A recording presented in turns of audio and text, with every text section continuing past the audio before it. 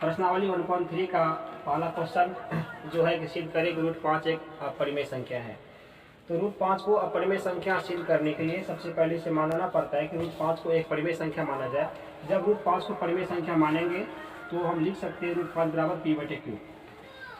और p/q में p और q क्या होता है? तो p और q एक पूर्णांक संख्या है जहाँ पर q बराबर 0 नहीं होगा, जो परिमेय संख्या का रूल है। तथा ये जो p और q है ये किसी भी संख्या से विभाजित नहीं है, अर्थात p और q के बीच कोई भी उभयनिष्ठ गुणनखंड नहीं होगा।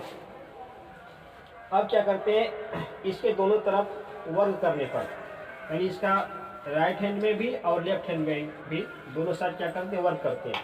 जब रूट 5 का वर्ग करेंगे तो निकलेगा 5 और p/q का वर्ग करेंगे तो निकलेगा p² यहाँ से जब इन दोनों का क्रॉस मल्टीप्लाई करेंगे तो 5 × q² क्या हो गया 5q²। अब p² गुना इनके साथ कुछ नहीं तो नीचे में 1 मान के चलते हैं। जब p² को 1 के साथ गुना करेंगे तो निकलेगा p²। इसको इसे हम समीकरण नंबर 1 का रूप दे दिए। अब क्या करते हैं, p के बराबर, चूंकि रूट 5 को सिद्ध कर रहे हैं इसलिए 5 के मानते हैं, तो p बराबर 5 के मानने पर इस मान को हम समीकरण नंबर 1 में पुट करेंगे। तो 5q² बराबर p के जगह में जब 5 के बैठाएंगे क्या हो जाएगा, 5 के स्क्वायर तो पहले से ही था तो 5 के का स्क्वायर लग गया। जब इसका स्क्वायर को तोड़ेंगे तो 25 के इंटू के क्या हो गया, के का स्क्वायर, इधर 5q²। यहाँ से 5 और 25 दोनों 5 से कटेगा, 5 एक बार में और 25 5 बार में, तो q² बराबर क्या बचेगा 5k²। इसलिए ये समीकरण नंबर 2। अब समीकरण नंबर 1 और समीकरण नंबर 2 की जब तुलना करते हैं यहाँ से पता चलता है कि p² जो है q² को 5 से गुना करने पे प्राप्त होता है, अर्थात p² 5 से विभाजित होगा। और समीकरण नंबर 2 में क्या है, q² जो है a² में 5 से गुना करने पे प्राप्त हुई है। इसका मतलब q² भी 5 से क्या होगा, विभाजित होगा। वही बात यहाँ पे लिखा गया है कि समीकरण 1 तथा 2 से क्या पता चला कि p² तथा q² 5 से विभाजित है। अब एक नियम है कि जब p² और q² अगर 5 से विभाजित होगा तो p और q भी 5 से विभाजित होगा। जो इस कथन जो विरोधाभास है, विरोधाभास क्यों है, क्योंकि पहले ही मान के चला गया था कि p और q के बीच कोई भी उभयनिष्ठ गुणनखंड नहीं है। जब यहाँ पर p और q 5 से विभाजित होगा, इसका मतलब p और q के बीच 5 उभयनिष्ठ गुणनखंड होगा, जो इस कथन का क्या कर रहा है, विरोध कर रहा है। इस कारण से आप मान सकते हैं कि रूट 5 को जो परिमेय संख्या माना गया था वह परिमेय संख्या नहीं हो सकता, क्योंकि परिमेय मानने पर एक विरोधाभास वाला बात निकल गया। तो क्या मान के चलेंगे, जब रूट 5 परिमेय संख्या नहीं होगा तो रूट 5 क्या हो सकता है, फिर एक अपरिमेय संख्या होगा।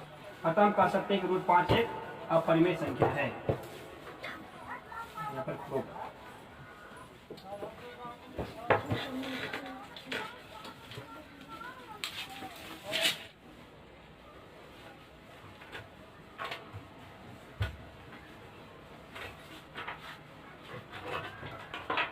यहाँ पर जिस प्रकार से रूट 5 को सिद्ध किया गया है, एग्जाम में रूट 5 के स्थान पर रूट 2 का, रूट 3 का, रूट 7 का भी क्वेश्चन आ सकता है।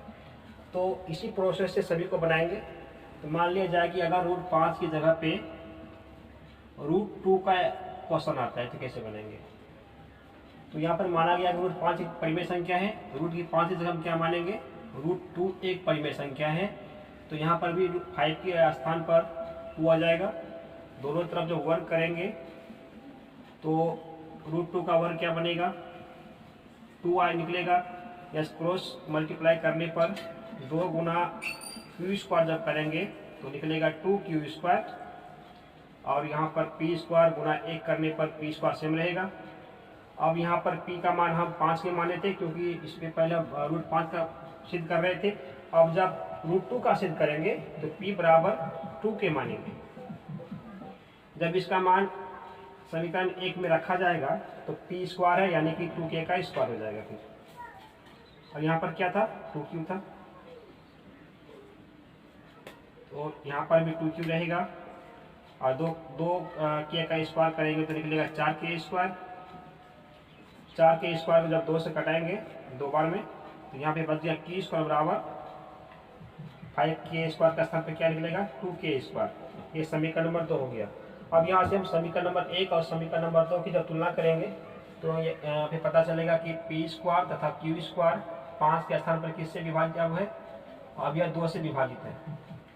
इसीलिए पी तथा क्यू भी किससे विभाजित होगा, 2 से विभाजित है, जो कथन का विरोधाभास है। इसीलिए रूट 2 परिमेय संख्या नहीं हो सकती, अतः रूट 2 क्या है, एक अपरिमेय संख्या है। इस प्रकार से रूट 2 का ए सिद्ध हो चुका है। इसी तरह से रूट 3 का भी पूछा जा सकता है, रूट 7 का भी पूछा जा सकता है। हम बिल्कुल इसी प्रोसेस से सबका निकाल सकते हैं। अगर मान लिया जाए कि रूट 3 दे दिए तो उसका कैसे बनेगा, तो यहाँ पर रूट 2 के स्थान पर क्या कर देंगे आप, रूट 3। ये नया क्वेश्चन हो गया। सिद्ध करें कि रूट 3 एक अपरिमेय संख्या है। इसे फिर से प्रमाणित करने के लिए अब जहाँ जहाँ पर हम चेंज किए थे उस स्थान पर फिर से चेंज करना पड़ेगा। अब 2 के स्थान पर क्या होगा, 3 को सेट करना पड़ेगा। इस तरह से ये रूट 3 का बन रहा है। यहाँ पे बचेगा 3q, इसके स्थान पर क्या मान लेंगे, 3 के मान लिया गया।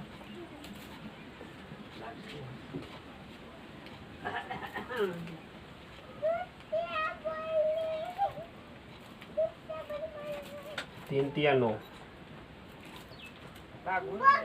3 बार में तो q स्क्वायर बराबर समीकरण नंबर 2 हो गया। फिर आप समीकरण 1 और समीकरण 2 की जब तुलना करेंगे इससे स्पष्ट हो रहा है ये जो q कहाँ गया, 1 नंबर में ये p स्क्वायर 3 से विभाजित है, यहाँ पर q स्क्वायर इस 3 से विभाजित है, अर्थात p स्क्वायर और q स्क्वायर 3 से विभाजित है। इसीलिए p तथा q भी किससे, 3 से विभाजित होगा, जो विरोधाभास है। इसीलिए रूट 3 परिमेय संख्या नहीं हो सकती, अतः रूट 3 एक अपरिमेय संख्या है। इस तरह से रूट 3 के लिए भी निकाल सकते हैं। रूट 7 का आएगा तो रूट 7 का भी हम यहाँ पे इसका मान चेंज करके निकाल सकते हैं। तो रूट 7 का भी देख लेते हैं क्या होता है।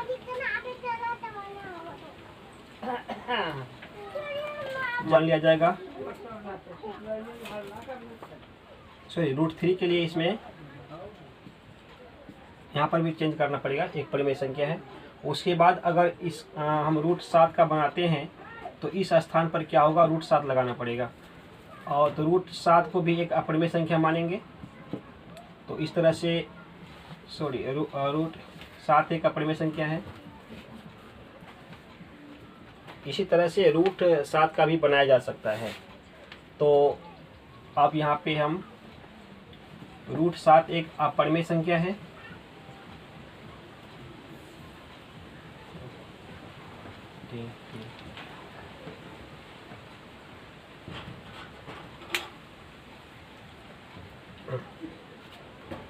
जिस प्रकार से रूट 3 को सिद्ध किया गया, इसी प्रकार से अगर क्वेश्चन में रूट 7 आता है तो रूट 7 को भी इसी प्रोसेस से हम बना सकते हैं। वो कैसे बनेगा, यहाँ पर भी उसका मान चेंज करना पड़ेगा। जहाँ जहाँ पर 3 यूज हुआ है उस स्थान पर रूट 7 को प्रूव करने के लिए रूट 7 का यूज करेंगे।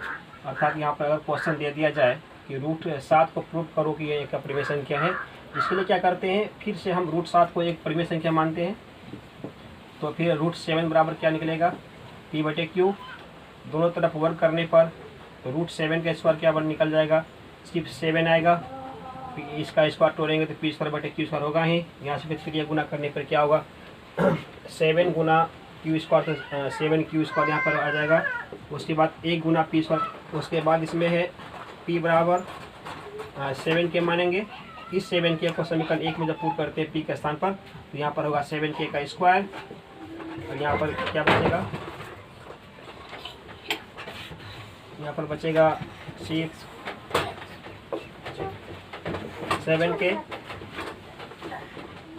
7